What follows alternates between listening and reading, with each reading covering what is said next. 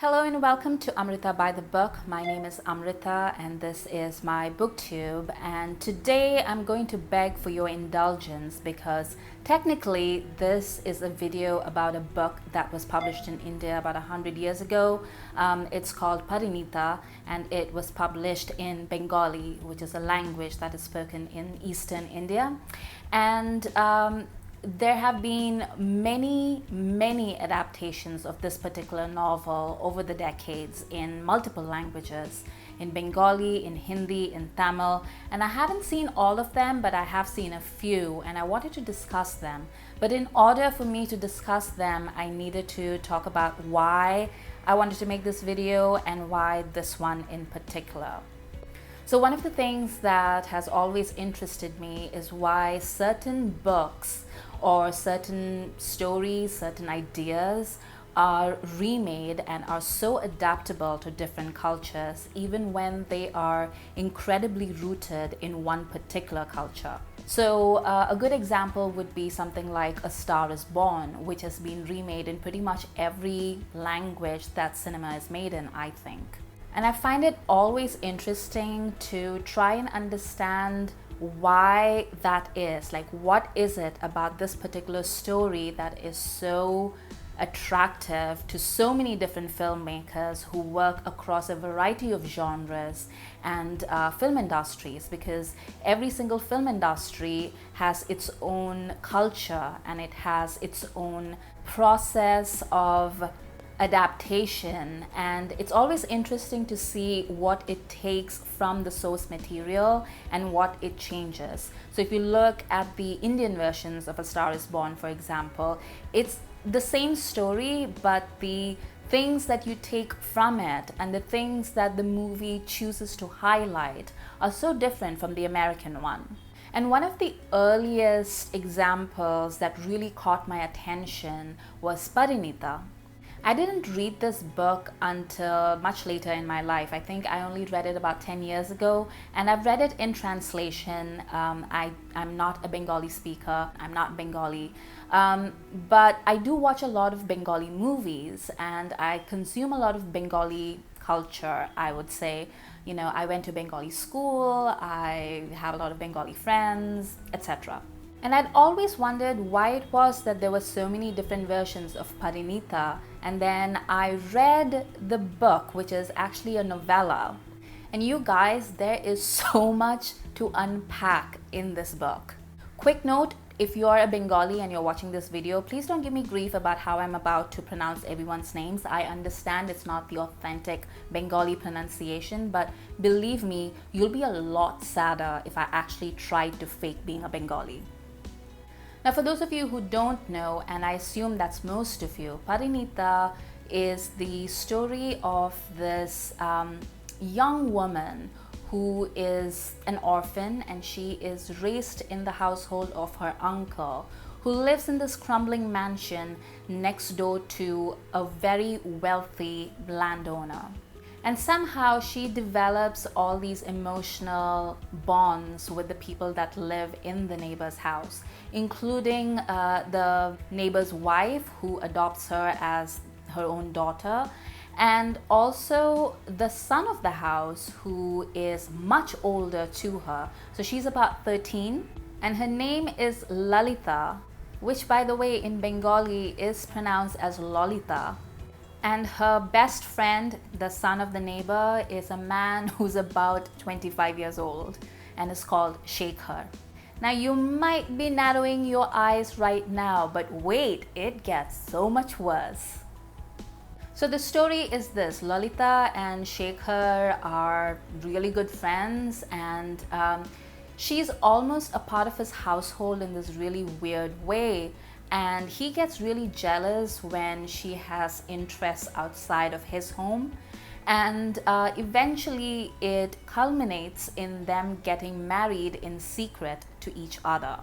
Misunderstandings ensue, and Shekhar thinks that Lalita is now interested in another man, and he's about to get married to another woman when Lalita comes back into his life and he realizes that she has never given up on the secret marriage.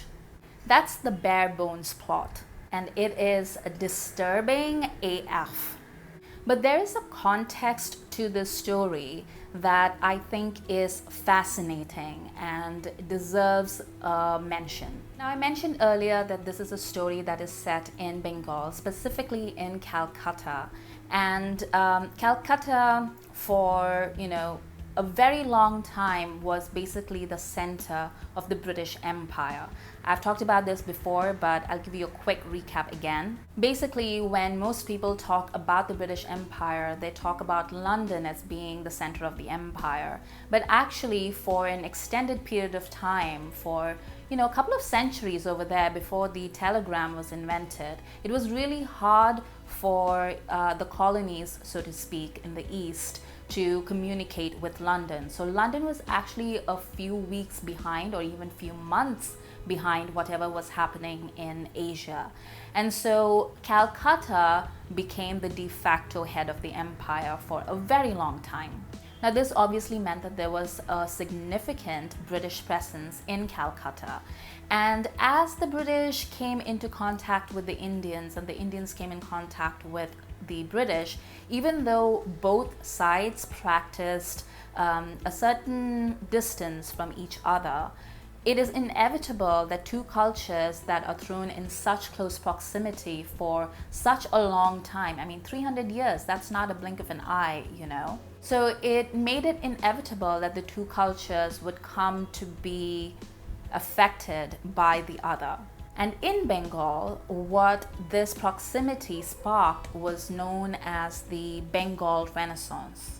Now, although this affected both Hindus and Muslims in Bengal, this is primarily a Bengali Hindu Renaissance, because Bengali Hindus at the time had some serious problems.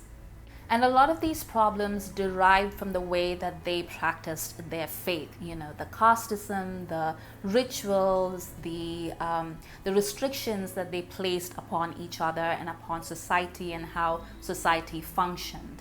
And so back in the day, because a lot of the interactions that Britain had with India took place at a upper class level, you had an entire generation of wealthy, land-owning young men who were incredibly anglicized, who had even traveled to England to study, who had made the grand tour in Europe, and had come back imbued with a sense of urgency for social change. And because society in India was structured so hierarchically and so vertically, what the upper classes set in motion was basically how society would change. So these men were upper caste and upper class, and they were, I guess in 21st century parlance, you'd call them thought leaders, but instead of being like, a guy on Twitter with 10,000 followers, what does that mean? These were people who could actually change society by the way that they conducted their lives.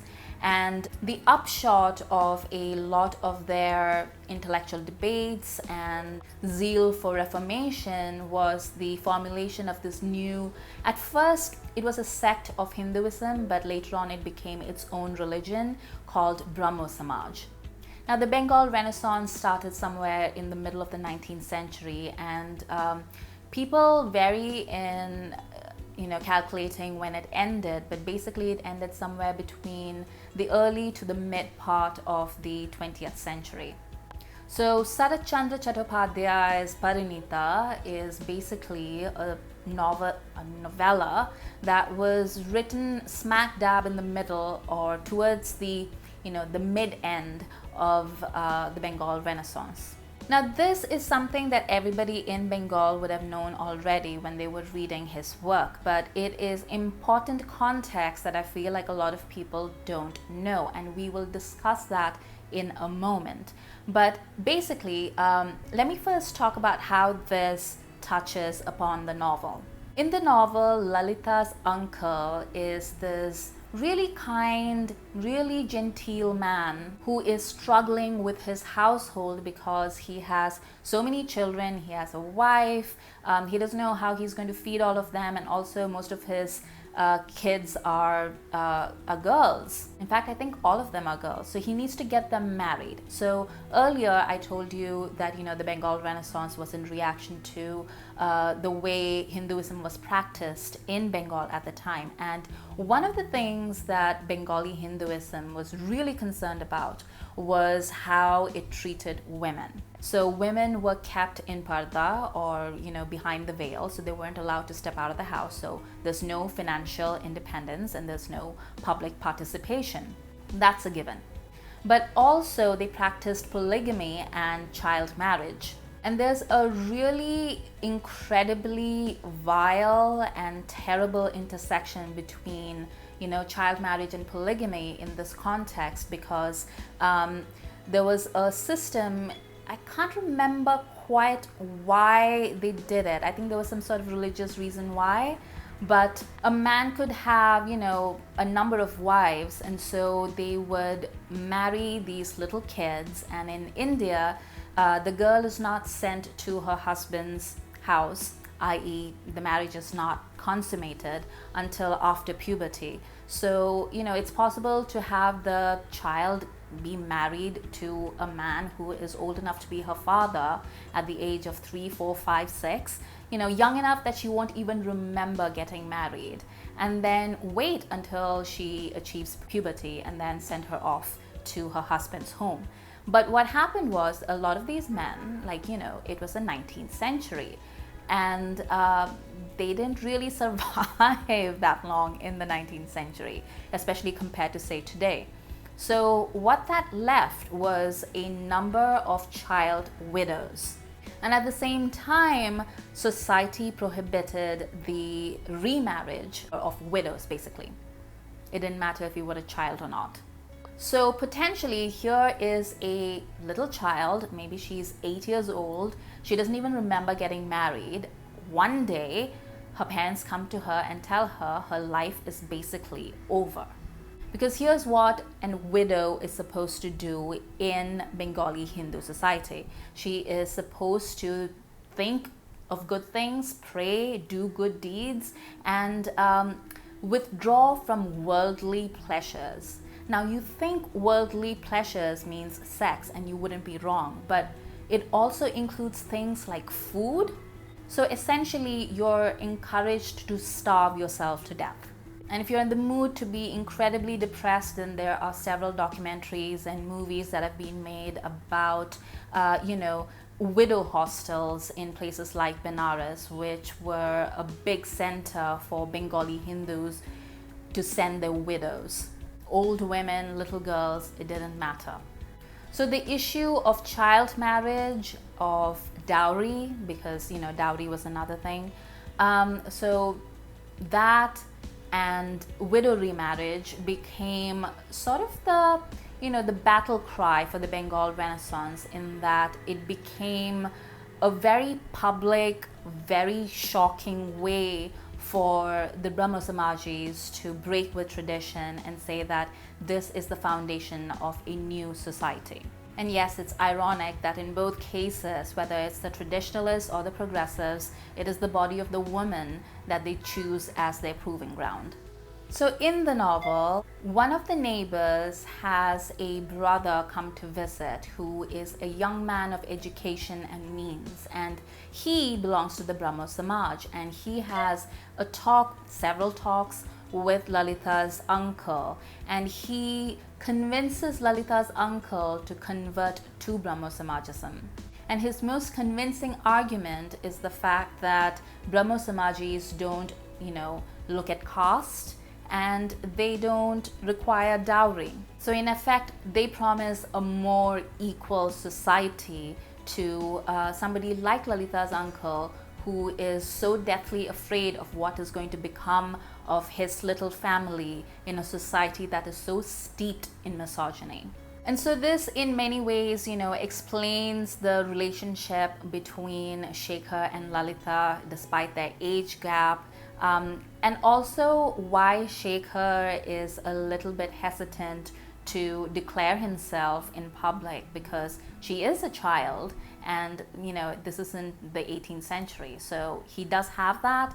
And also because Lalita's uncle converted, he also converted the rest of the family. So at this point in the early 20th century, when the events of this book take place, they now belong to two separate religions. So it would be an interfaith marriage as well.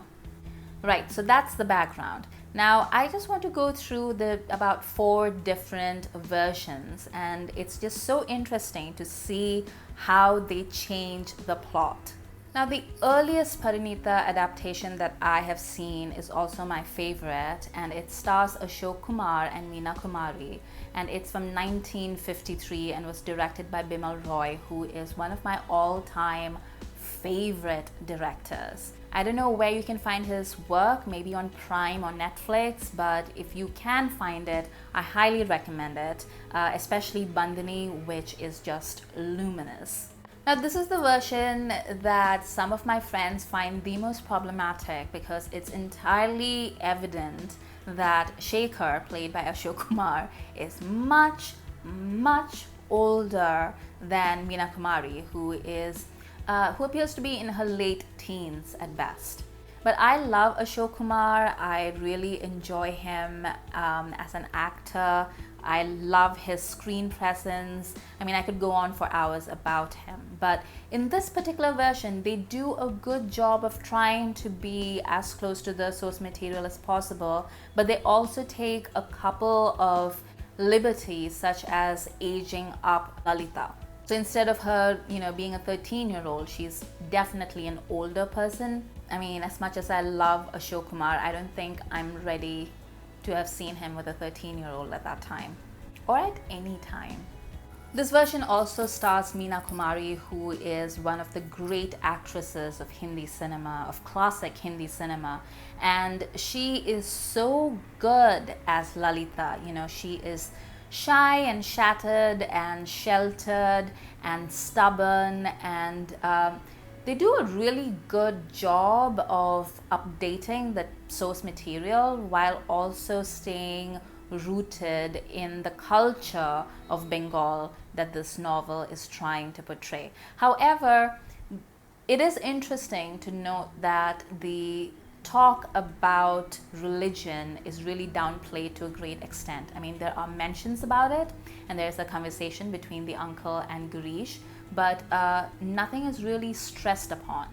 The next version is from 1969, and it stars Saumitra Chatterjee and Maushami Chatterjee. And Saumitra very sadly passed away at the end of last year, but he is again one of my all-time favorite actors, and I think this particular version is probably the most faithful adaptation.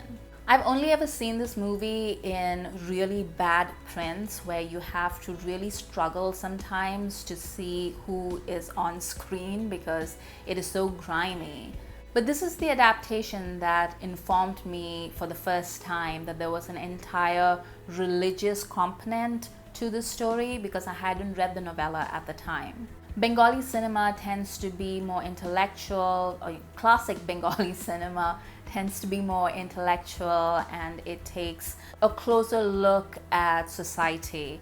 And this particular movie is no different. So Maushami Chatterjee, who is a very famous actor in both Bengali and Hindi cinema, is incredibly young. And I always tell my friends that I can't understand why they're more creeped out by Ashok Kumar and Meena Kumari, because at least Meena Kumari looks like she might be of legal age, whereas Maushami really does look like she's 14. It is incredibly hard to watch, even though Saumitra is much younger than Ashok Kumar when he was playing the same role. And Saumitra is also, he's more conventionally handsome, and he plays the role of Shekhar. I didn't realize this at the time until I read the novella, but he plays Shekhar as the spoiled man-child, which is just perfect. You really do think that maybe Lalita and Shekhar are on the same level, because They both are so young and naive and just idiots in general. Next up is my least favorite adaptation of the lot, which is Sankoch from I think 1976, starring Jitendra and Sulakshana Pandit. Sulakshana Pandit to me is one of those people who I'm just like, oh, why does she have a career? And Jitendra is one of those people that I wish I could forget. Although he did make a couple of movies that I really liked. Not this one. So in the 70s, Hindi cinema made a bunch of movies that they weren't art movies and they weren't like big commercial movies. There was something in the middle. Sort of like this uneasy mix of like popular sentiment but arty delivery. And that's where Sankoch comes in. And this movie has really nothing to say whatsoever. So Lakshana Pandit looks like she's in her 20s. Jitendra looks like he's basically her age. And there's literally no reason why they marry in secret apart from the fact that she is poor. Oh, and neither one of them can communicate. The religious part of it is completely erased. I mean, literally everything that gives the novella its impetus and informs its story, it's completely taken away. So all you have is the story of two childhood friends who, one day realize that they're in love, decide to get married in secret, and then hide it from people until it becomes really inconvenient for them to say anything. And then at the end, they do end up saying something. And Which brings me to the very last in the series that I have seen, and that is the version that was released in Hindi in 2005, starring Saif Ali Khan and Vidya Balan in her debut. And it's directed by Pradeep Sarkar, who is a pretty famous director, and the screenplay is by Vidhu Vinod Chopra, who is also a very famous writer-director. And this movie, just like Sankoch right before, completely ignores the age element as well as the religious element. Instead, it makes it about class and capitalism and focuses its energies on set design. And in a way, it works better than Sankoch, basically because it has star power and it is more glitzy. So in this version, Shekhar's father is a money-grubbing capitalist. I mean, he was pretty much money-grubbing in all the versions, but in this one, he's especially money-grubbing. And they moved the action to the 1960s, which is rather odd, until you see the set design and you realize it's because they wanted to incorporate all the fun, costumes and talk about the jazz clubs and what Calcutta society was like in the 1960s, which, okay, fine. But it's interesting to me to see the things that they focus on in this one, because Shekhar's dad is not just trying to make money, but he's also trying to enter an anglicized upper class society. And the way that he's trying to do that is by setting up business partnerships with what sounds like a very abusive, very racist white man, whom they never show on screen, but you hear him screaming at Shekhar's dad on the phone. And while Shekhar's dad is incredibly servile to this white man who is screaming at him, he is in turn incredibly rude and condescending and downright insulting to Lalita and her family because they are poor, and therefore in his eyes the only worth that they have is in their asset, which is their big mansion in which they live, but they can't afford to upkeep. And meanwhile, he's also trying to marry Shekhar off to the daughter of a man who has successfully climbed the ladder of Anglophone success. So there is commentary in that movie, but the commentary is divorced from the original roots of the novella. And I don't know if they did that because they thought that that would be more relatable, or because they didn't think that a modern audience in the 21st century would necessarily understand things like the Brahmo Samaj, or fighting the evils of the caste system, and widow remarriage, and dowry. Even though these continue to be issues and problems in modern Indian society, so I don't know what they're thinking. When I look at these four movies together, and the reason why I have been so interested in them as a collective is because it kind of shows the evolution of Indian society over a half century. It's interesting to track the things that people were okay talking about on screen 50, 60 years ago versus today. I mean, we talk about how we live in more progressive times, how, things are better, yada, yada, yada. But when you look at the things that people were allowed to say 60 years ago versus today, it throws up some really difficult questions that I think are worth investigating. I don't have all the answers. None of the properties that fit into this category, the ones that have been made and remade over and over and over again by different cultures over the decades, none of those are properties that I feel have finished saying what they want to, or have come to a complete stop. I think that's why they keep getting adapted, because each generation finds a way to enter the ideas or to inhabit the stories and fill up the corners with things that are important to them in that generation. Let me know if there are similar stories that interest you. I mean, are there books or movies or shows that have been remade again and again that interest you, and have you ever wondered why? And is this a series that you'd be interested in? Because I think there are at least 3 or 4 things that I think would fit this format. And again, they would be very open-ended, which is what makes me wonder whether I should do this or not. But let me know. For more videos, please hit the subscribe button.